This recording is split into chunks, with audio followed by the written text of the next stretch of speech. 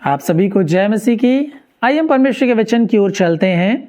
2 सप्ताह पहले हमने एक विषय को शुरू किया जिस विषय का नाम है ऐतिहासिक मसीह विश्वास या ऐतिहासिक मसीह विश्वास के सिद्धांत।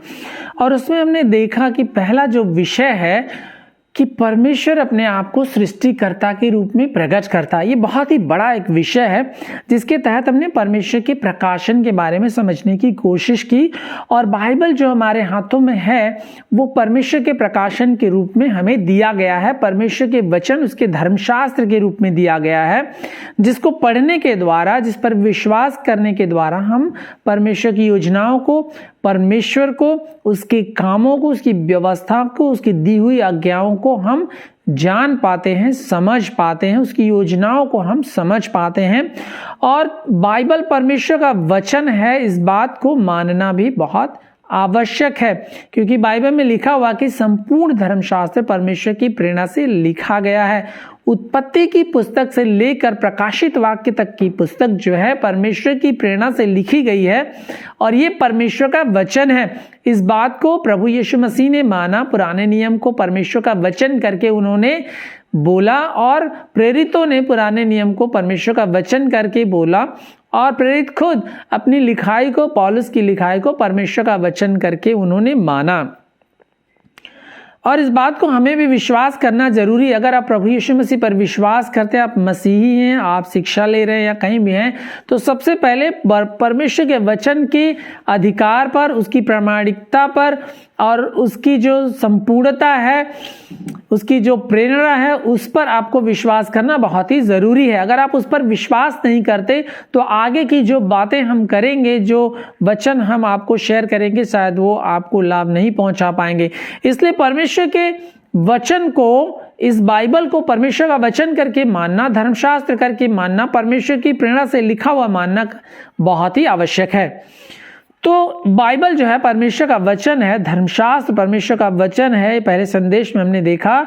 और आज भी हम उसी संदर्भ में बात करेंगे कि इस प्रकार परमेश्वर अपने प्रकाशन को लोगों तक पहुंचाता है। तो हम जानते हैं कि परमेश्वर का वचन जो है ये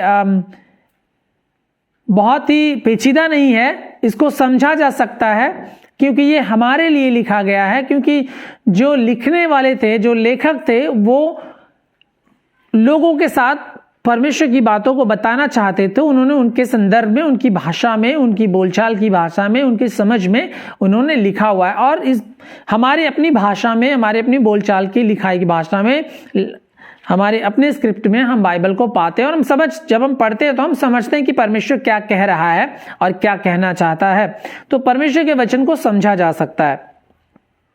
और सभी किताबें परमेश्वर के अनुग्रह के प्रकाशन को दर्शाती हैं, जो अदन की वाटिका से हम देखते हैं। और उस प्रकाशन को परमेश्वर अपने पुत्र के द्वारा और मजबूत करता है और प्रेरितों की सेवकाई के द्वारा संपूर्ण करता है। और सभी जो किताबें हैं बाइबल में, वो परमेश्वर की सच्चाई को प्रदर्शित करती है, बयान करती हैं, परमेश्वर के कामों को बयान करती हैं। मनुष्य की दुर्दशा और मनुष्य की पीड़ा, मनुष्य के पाप को भी बयान करती हैं और हमारे उद्धार के मार्ग को भी वो बयान करती हैं। और ये जब बाइबल हम पढ़ते हैं तो इस प्रकाशन के द्वारा हम इन बातों को समझ सकते हैं। चलिए, ये तो बाइबल पढ़ने के बारे में हो गया। लेकिन जो परमेश्वर का एक सामान्य प्रकाशन है, जिसको जनरल रिवलेशन कहते हैं, वो इस संसार में प्रकट है। तो हमने शुरू में बात की कि हमारा जो मुख्य टॉपिक है, शीर्षक है इस संदेश का, वह कि परमेश्वर अपने आप को सृष्टिकर्ता के रूप में प्रकट करता है। और इस एक बड़े विषय के अंदर हम उसके प्रकाशन को देख रहे हैं कि परमेश्वर ने किस प्रकार अपने आप को इस संसार में प्रकट किया है। तो इस संसार में परमेश्वर ने अपने आप को सृष्टिकर्ता के रूप में प्रकट किया है। सृष्टिकर्ता का मतलब क्या है कि उसने सृष्टि की है, उसने बनाया है कुछ, क्योंकि वो बनाने वाला है, वो सृष्टि करने वाला है, इसलिए उसको हम सृष्टिकर्ता कहते हैं। परमेश्वर ने इस संसार को बनाया है। और भजन संहिता 119 अध्याय को हम खोलेंगे, साम 119, भजन संहिता 119 का 1 पद।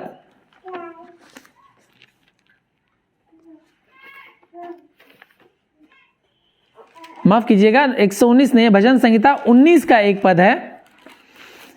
भजन संहिता 19 का 1 पद, उसमें इस प्रकार लिखा हुआ है, आकाश परमेश्वर की महिमा का वर्णन कर रहा है। आकाश परमेश्वर की महिमा का वर्णन कर रहा है और आकाश मंडल उसकी हस्तकला को प्रकट करता है।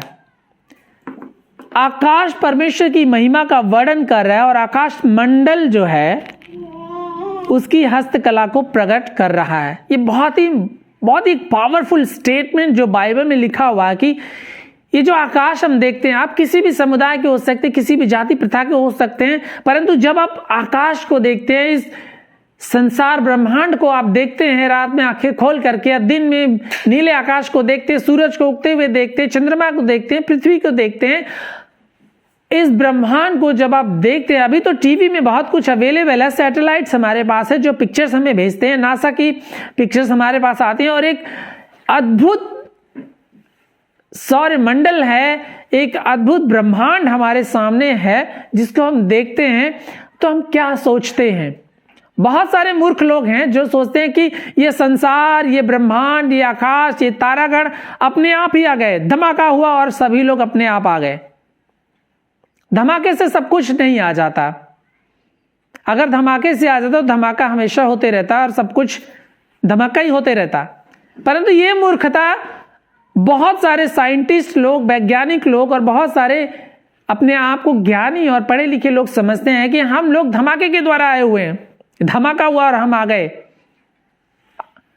यूनिवर्स आ गया, आकाश और पृथ्वी आ गया धमाके से। परंतु बाइबल क्या कहती है कि आकाश परमेश्वर की महिमा का वर्णन कर रहा है। आकाश ये बता रहा है कि परमेश्वर है, एक परमेश्वर है, जीवित परमेश्वर है, वो सृष्टि करता है और आकाश मंडल उसकी हस्तकला को प्रकट कर रहा है। हस्तकला परमेश्वर की पावर को, उसकी सामर्थ को, उसकी क्रिएशन को, उसकी बनाने की सामर्थ को वो प्रकट कर रहा है।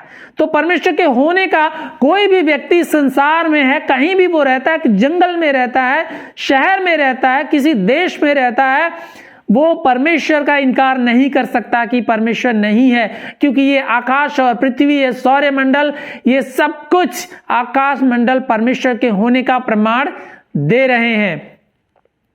दिन से दिन बातें करता, रात को रात ज्ञान सिखाती है, ना तो कोई बोली अनोखी भाषा जहां उसका शब्द सुनाई नहीं पड़ता है।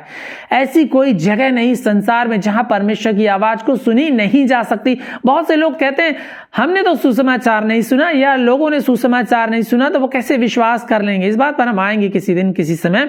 परंतु कोई भी व्यक्ति ये नहीं कह सकता कि हमने परमेश्वर का सुसमाचार नहीं सुना है या परमेश्वर की आवाज हमने नहीं सुनी है। ये ब्रह्मांड, ये सृष्टि कह के पुकार रही है, आवाज दे रही है कि परमेश्वर है, सृष्टि करता है।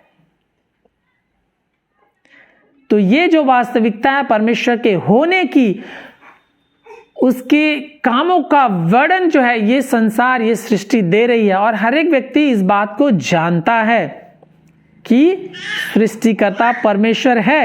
रोमियो 1 अध्याय में हम देखते हैं, नए नियम की पुस्तक रोमियो में उसके 1 अध्याय में इस प्रकार लिखा हुआ है, 1 अध्याय के 19 पद से, जहां पे हम परमेश्वर की सृष्टि के बारे में देखते हैं।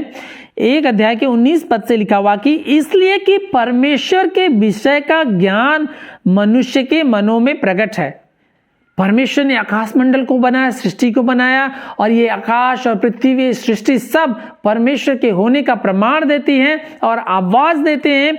और ये जो कॉन्शियसनेस है, ये जो विवेक है, ये जो बात है मनुष्य के मनों में प्रकट है। परमेश्वर के होने का, परमेश्वर के विषय का जो ज्ञान है मनुष्य के मनों में प्रकट है, क्योंकि परमेश्वर ने उन पर प्रकट किया है।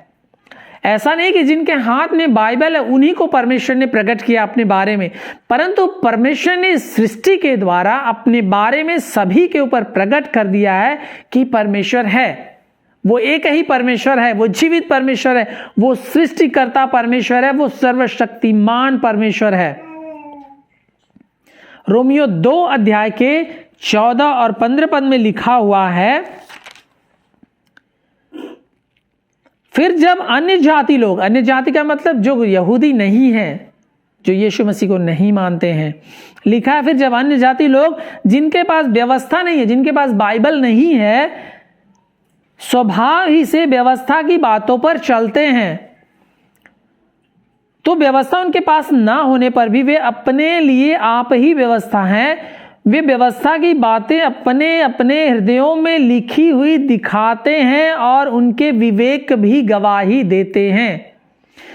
व्यवस्था की बातें जो है, जो व्यक्ति के पास बाइबल नहीं, वो किस प्रकार दिखाता है? क्योंकि उनका जो विवेक है वही उनको गवाही देता है कि क्या सही है और क्या गलत है। परमेश्वर को उनको महिमा देनी है कि नहीं देनी, ये चुनाव उस व्यक्ति का है। और उनके विचार परस्पर दोष लगाते हैं या उन्हें निर्दोष ठहराते हैं। परमेश्वर ने ये कॉन्शियसनेस, ये विवेक हमारे मनों में दे रखा है, वो हमको दोषी या निर्दोष ठहराने के लिए काफी है।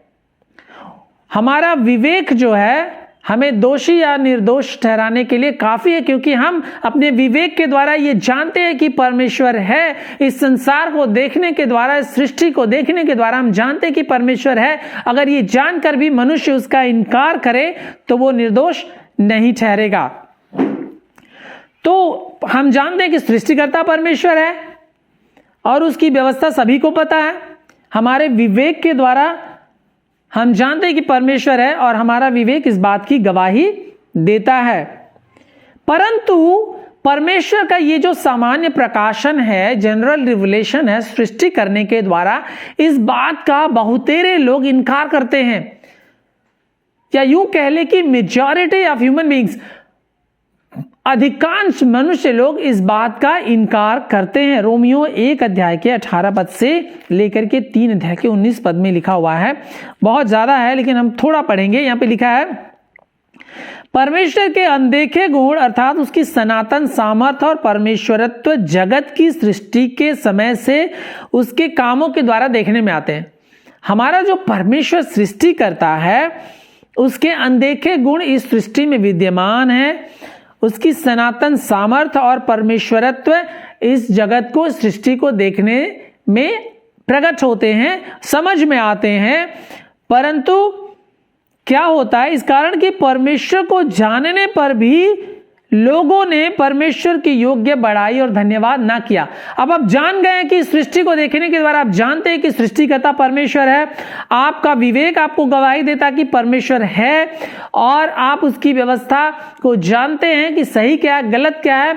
आप उसको मान सकते हैं, उसको महिमा दे सकते हैं। लेकिन परमेश्वर को जानने के बाद, उसके प्रकाशन को जानने के बाद, जब आप उसकी महिमा नहीं करते हैं, उसकी बड़ाई नहीं करते हैं, उसको अंगीकार नहीं करते हैं, तो क्या होता है, आप दंड के पात्र ठहरते हैं। और यहां पे लिखा है, क्योंकि मनुष्य का निर्बुद्धि मन क्या हो गया, अंधेरा हो गया।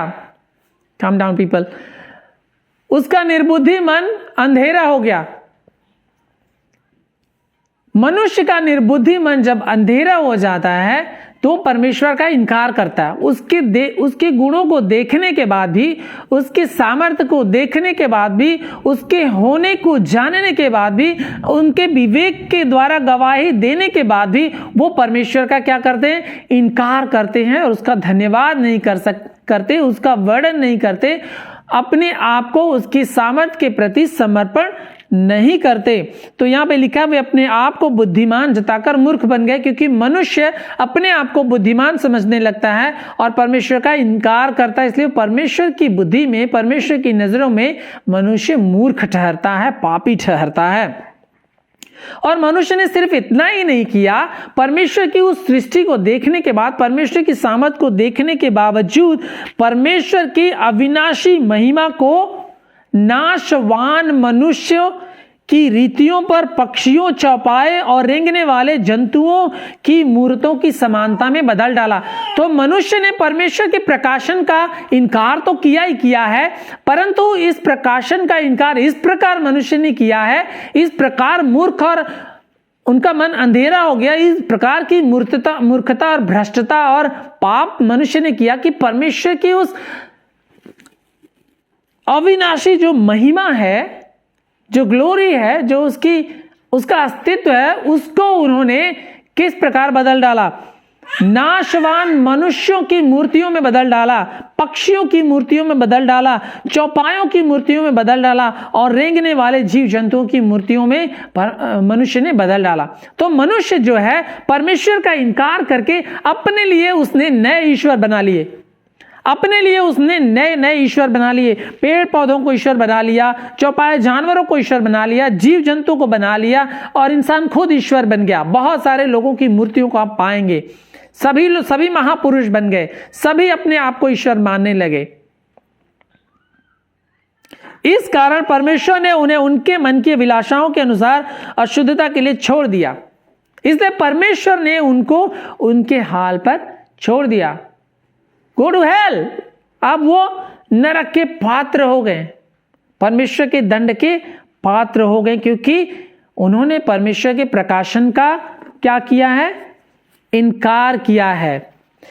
मनुष्य ने परमेश्वर के प्रकाशन का इनकार किया है।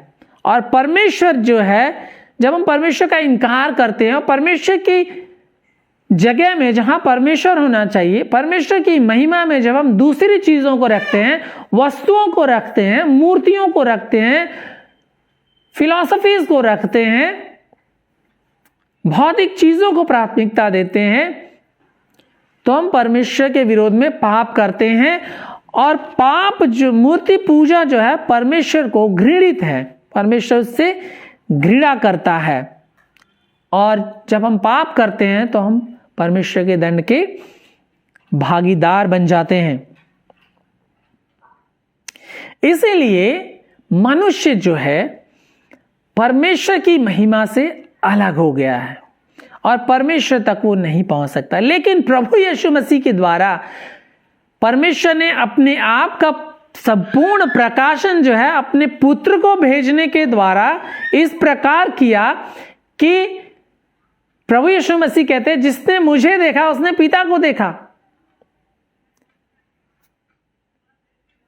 तो प्रभु यीशु मसीह को जानने के द्वारा हम परमेश्वर के संपूर्ण प्रकाशन को भी जानते हैं। ना सिर्फ उतना, प्रभु यीशु मसीह पर विश्वास करने के द्वारा परमेश्वर से हमारा मेल मिलाप भी होता है, परमेश्वर के समीप हम आते हैं और परमेश्वर की आराधना करने के योग्य हम ठहरते हैं। जिस प्रकार से मनुष्य परमेश्वर से दूर हो गया है परमेश्वर का इनकार करने के द्वारा, ठीक उसी प्रकार से प्रभु यीशु मसीह का अंगीकार करने के द्वारा वो परमेश्वर के समीप आ सकता है। तो परमेश्वर सृष्टि करता है और परमेश्वर सृष्टिकर्ता के रूप में अपने आप को इस संसार में उसने प्रकट किया है। और यह बात हर एक मनुष्य पर जाहिर है, प्रकट है, और हर एक मनुष्य के विवेक में भी ये बात लिखी हुई है और वो अपने विवेक से बात जानता है कि परमेश्वर है और परमेश्वर सृष्टि करता है और उनका विवेक ये गवाही देता है।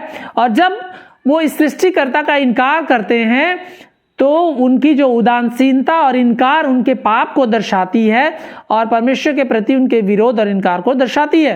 और जब हम परमेश्वर के विरोध में पाप करते हैं तो हम परमेश्वर के दंड के पात्र बन जाते हैं। परंतु परमेश्वर अपने संपूर्ण प्रकाशन जो प्रभु यीशु मसीह के द्वारा वो करता है इस संसार में, उनको भेजने के द्वारा, जब हम यीशु मसीह पर विश्वास करते हैं तो परमेश्वर के समीप हम दोबारा आ सकते हैं और परमेश्वर से हम वार्तालाप कर सकते हैं, परमेश्वर से संबंध रख सकते हैं, परमेश्वर से हमारा मेल मिलाप हो जाता है और परमेश्वर की आराधना को हम फिर से कर सकते हैं। और अगले सप्ताह में आने वाले जो विषय हैं उनको हम और अधिकाई से समझने की कोशिश करेंगे। इसलिए आप इस चैनल के साथ बने रहिए, चैनल को सब्सक्राइब करिए और फॉरवर्ड कीजिए। आइए हम प्रार्थना करें। प्यारे पिता परमेश्वर, हम धन्यवाद करते हैं कि प्रभु आपने अपने आप को सृष्टिकर्ता के रूप में इस संसार में प्रकट किया है और हम देखते हैं कि मनुष्य इस आपकी सामर्थ का इनकार करता है। आपकी अविनाशी सामर्थ्य को मनुष्य की रीतियों पर प्रभु जी मूर्ति पूजा में, छपाए जानवरों की मूर्तियों में, इमेजेस में, आइडियोलॉजीज में बदल दिया है। और प्रभु मनुष्य आपका इनकार करता है और अधर्म से सत्य को दबाने की कोशिश करता है। परंतु प्रभु आपने हमें हमेशा के लिए इसी प्रकार नहीं रख छोड़ा।